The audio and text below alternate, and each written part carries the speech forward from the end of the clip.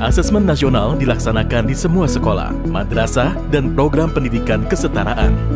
Sampel peserta didik yang mengikuti asesmen nasional dipilih secara acak, sedangkan kepala satuan pendidikan serta guru seluruhnya akan berpartisipasi.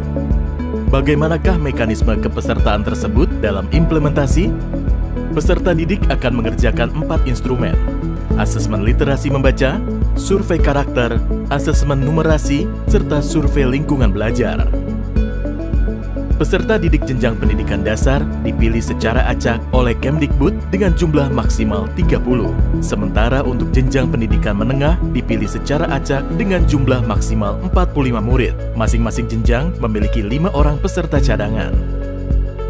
Apabila ada peserta utama yang berhalangan melaksanakan asesmen nasional, maka satuan pendidikan harus sudah menginformasikan penggantian peserta utama dengan peserta cadangan selambat-lambatnya 1 hari sebelum hari pelaksanaan.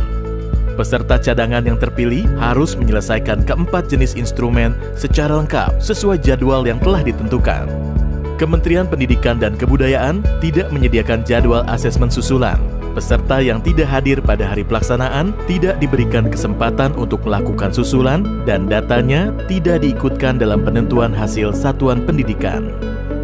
Bila asesmen nasional di satuan pendidikan tidak dapat dilaksanakan karena adanya keadaan situasi darurat dan kejadian luar biasa seperti listrik padam atau bencana alam, maka dapat dilakukan penjadwalan ulang.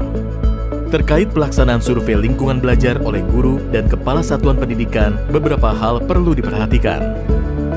1.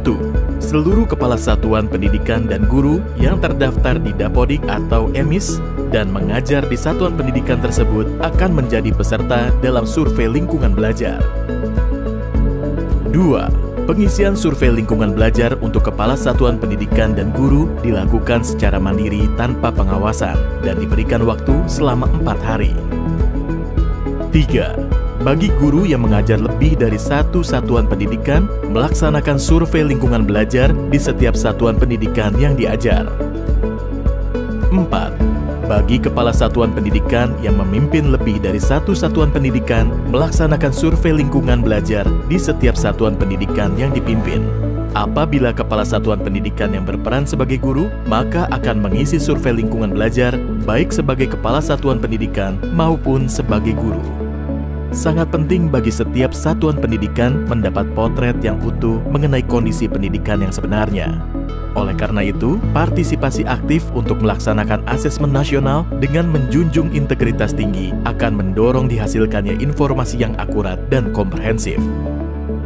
Dengan mensukseskan pelaksanaan asesmen nasional, mari kita tingkatkan mutu pendidikan di Indonesia.